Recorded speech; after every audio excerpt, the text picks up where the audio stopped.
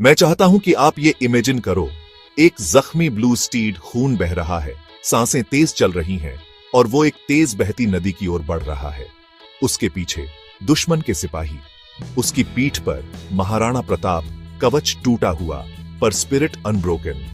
और फिर इम्पॉसिबल होता है। चेतक अपनी सारी ताकत इकट्ठा करता है और छलांग लगाता है, एक आखिरी ऊंची छलांग आजादी के लिए। वो चेतक का आखिरी गिफ्ट था। चलो रिवाइंड करते हैं।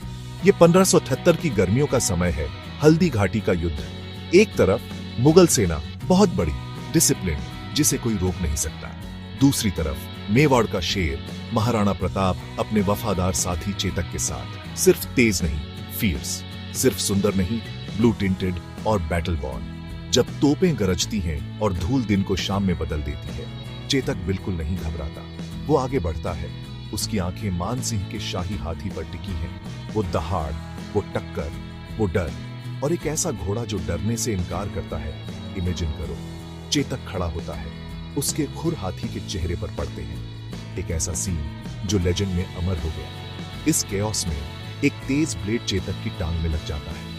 वो बुरी तरह जख्मी है, पर हार मानना वो उसके खून में नहीं है।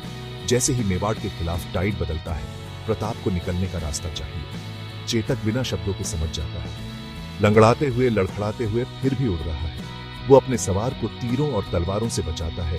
घाटी से ऐसे निकलता है जैसे हवा मसल और बोन में फंस गई हो। और फिर वो नदी आती है, आखिरी बैरियर। चेतक एक हार्ट बीट में दुनिया को नापता है और छलांग लगाता है। वो पार कर जाते हैं। प्रताप जिंदा रहते हैं। चेतक गिर जाता है। एक योद्धा जिसने बिना तलवार के लड़ाई की, जिसने बिना रोए खून बहाया, जिसने अपनी जान से ज्यादा अपने राजा को चुना।